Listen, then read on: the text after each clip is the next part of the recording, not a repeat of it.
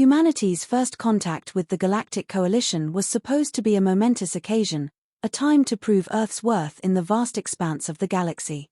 Instead, it became a lesson in humiliation. The Coalition, a collection of highly advanced civilizations, saw humans as primitive, a relic of a bygone era, unworthy of respect.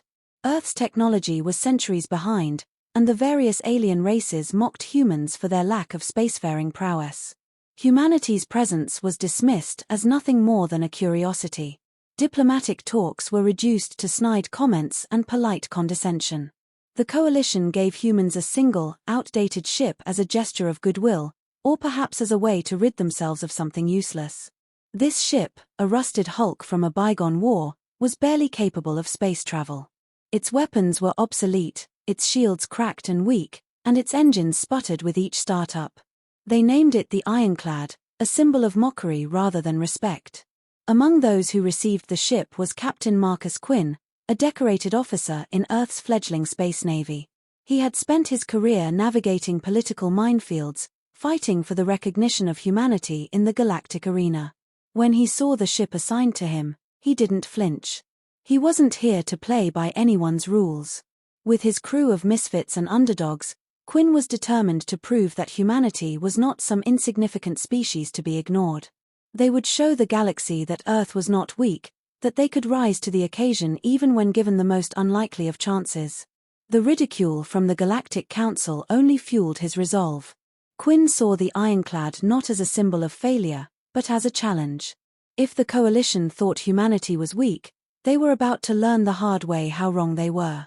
There was no room for failure now. Not with humanity's pride on the line. The Ironclad was their shot at respect, and they would seize it, no matter what it took. The crew, though lacking in advanced technology or resources, shared that same drive. They were Earth's last hope for dignity in a galaxy that thought they were irrelevant. And so, with the ship in disrepair and the eyes of the galaxy upon them, Quinn and his crew set their course for the stars. They didn't know it yet, but their journey would become one that would change the balance of power in the galaxy. The universe would soon realize that humans were not to be underestimated, no matter the state of their ships. Captain Quinn stood in the cramped command room of the Ironclad, staring at the outdated schematics of the ship on the wall. It was a broken-down relic, nothing more than a hunk of metal that had no business being in space, let alone in battle. But it was their ship, and it was all they had. His crew gathered around, ready to face the impossible. They had no choice but to make this ship work. Quinn's mind raced as he mentally dissected each issue.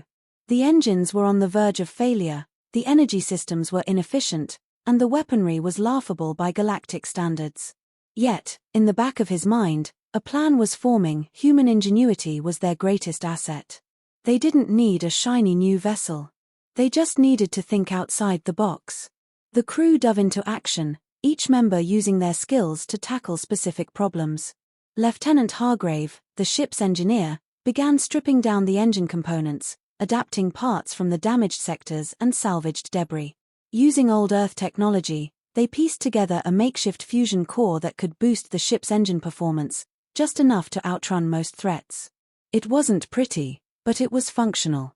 Meanwhile, Chief Petty Officer Liu, the weapons specialist, worked with the remaining weapons array. The particle guns were weak and slow to recharge, but Liu was known for her ability to improvise. She used scavenged parts from nearby wrecks and outdated Earth tech to create hybrid weaponry energy cannons that fired in quick bursts, doing more damage than the ship's original arsenal. They wouldn't win any galactic weapons awards, but they were enough to hold their own. The real breakthrough came from Ensign Blackwood, the communications officer, who had been tinkering with the ship's failing shields. Earth's understanding of magnetism, though crude compared to the Coalition's advanced tech, allowed them to build a rudimentary cloaking mechanism. They couldn't hide forever, but it gave them the element of surprise in a way that no one expected from a ship like the Ironclad. The crew worked tirelessly, improvising, adapting, and learning from their failures. Every time a system malfunctioned, they found a way to patch it up. They weren't engineers or scientists on the cutting edge of space technology, but they had something that the Coalition and most alien races lacked: the human ability to innovate in the face of overwhelming adversity. By the time the ship was fully operational, The ironclad was a patchwork masterpiece. The rusty exterior hid a ship capable of surprising power, speed, and tactical maneuvering. The crew had transformed a junk heap into something the galaxy had never seen before, a ship driven not by high-end technology, but by the sheer willpower and creativity of its crew. They had no illusions that they were on equal footing with the galactic giants, but they were no longer the joke they had once been. Now, the ironclad wasn't just a symbol of human persistence, it was a weapon, ready to take on whatever the galaxy threw at them. The universe would soon learn that humanity didn't need the best tools to fight, it only needed the will to win. The first real test of the ironclad came sooner than anyone expected. Captain Quinn and his crew were en route to a peaceful sector, a routine patrol to prove they could handle even the simplest missions. But as they neared the outskirts of the system, a flash of incoming fire lit up their sensors. A pirate fleet, large, brutal, and well-equipped, had caught them off guard. The pirates, notorious for ambushing weaker ships, locked onto the ironclad with ease. The captain of the pirate fleet, a brutish alien known as Kor, smirked as he watched the readings. "What's this?" he sneered over the comms. "A scrap ship from the Terrans? This should be quick." Quinn gritted his teeth. The odds were stacked against them. The pirate fleet outnumbered them 3-1, and their weapons were far superior. The ironclad had no shields to speak of, and its weapons were hardly a match for this kind of firepower. But Quinn wasn't about to go down without a fight. He knew that his crew had spent weeks preparing, turning their underdog ship into a formidable weapon. They weren't just going to roll over. He gave the order. "Engage evasive maneuvers. Full speed ahead. Let's show them what we're made of." The crew sprang into action. They activated the makeshift cloaking device, vanishing into the nebula's swirling gas clouds. The pirates, expecting an easy target, continued their assault, but their sensors couldn't pick up the ironclad anymore. They were confused, disoriented. The ship had vanished, and the pirates weren't sure where it had gone. Quinn grinned. The cloaking system wasn't perfect, but it gave them just enough time to make their move. He had a plan, one that relied on the pirates' overconfidence. The moment they dropped their guard, he would strike. The ironclad emerged from the clouds with a burst of speed, dodging incoming fire as it closed in on the pirate flagship. Liu fired the newly re-engineered energy cannons, and the blasts tore through the pirate ship's defenses. It wasn't a single powerful shot, but a barrage that caught them off guard. The pirates scrambled to respond, but the ship was already on the move, faster and more unpredictable than they expected. With Quinn's precise orders and the crew's skillful execution, the ironclad danced around the pirates.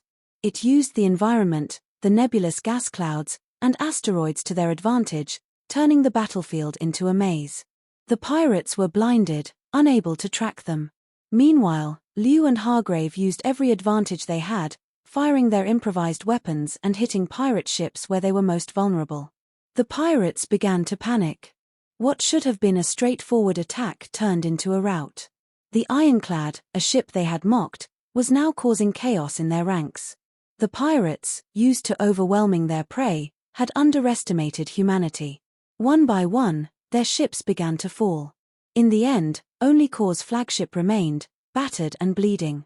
The pirate captain, enraged and humiliated, tried to flee. But the ironclad wasn't finished. Quinn ordered one final strike, a precise shot that crippled Kor's flagship, leaving it drifting in space. The pirates were defeated. The ironclad had won. The crew had pulled off what no one thought possible. A ship once thought to be little more than space junk had just crushed a fleet of formidable pirates.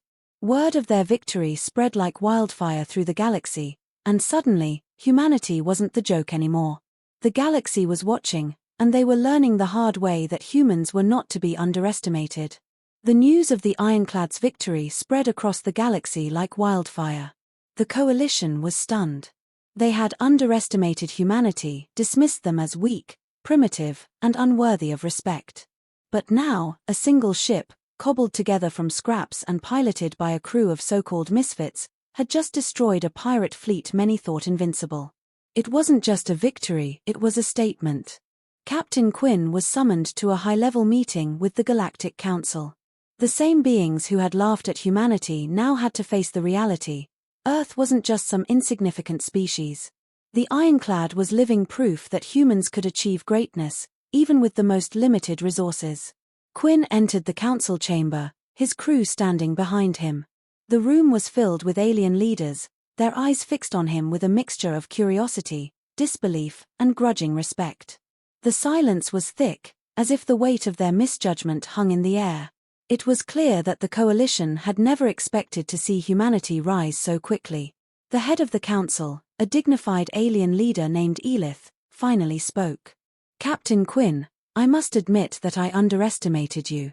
I believed that humanity's presence in this galaxy was a fleeting curiosity. But it seems I was wrong." Quinn stood tall, his expression unwavering. "We don't need the most advanced technology or the best ships. What we have is our ingenuity, our will to fight, and the ability to turn nothing into something. We proved that we can overcome any challenge, no matter how impossible it may seem." Elith nodded, the respect in his voice undeniable. "Your victory has changed the perception of humanity in the eyes of the galaxy. The ironclad is no longer seen as a joke. It is a symbol of your species' determination and resourcefulness." But the words that resonated most with Quinn weren't from Elith, they were from a smaller council member, a once dismissive alien now speaking with newfound respect. "Perhaps," they said, "the galaxy underestimated humanity because we never understood your capacity for adaptation. You thrive when the odds are stacked against you. You think differently, and that makes you dangerous in the best possible way." The room fell into a thoughtful silence. Quinn's crew exchanged glances, their pride swelling. They had done what everyone thought was impossible, and now their efforts were being acknowledged. It wasn't just a victory for the ironclad, it was a victory for all of humanity. As the meeting continued, a new understanding was forged between humanity and the coalition. The once scorned species was now a force to be reckoned with. The ironclad was no longer just a ship, it was a symbol of human ingenuity, defiance, and resilience. The universe had learned the hard way: never count humans out. Quinn left the council chamber knowing that this was just the beginning. There would be new challenges ahead, new enemies to face, and new alliances to form. But humanity had earned its place among the stars, and they weren't going anywhere. The ironclad would lead the way, not just as a ship, but as a testament to what humans could achieve when they refused to back down.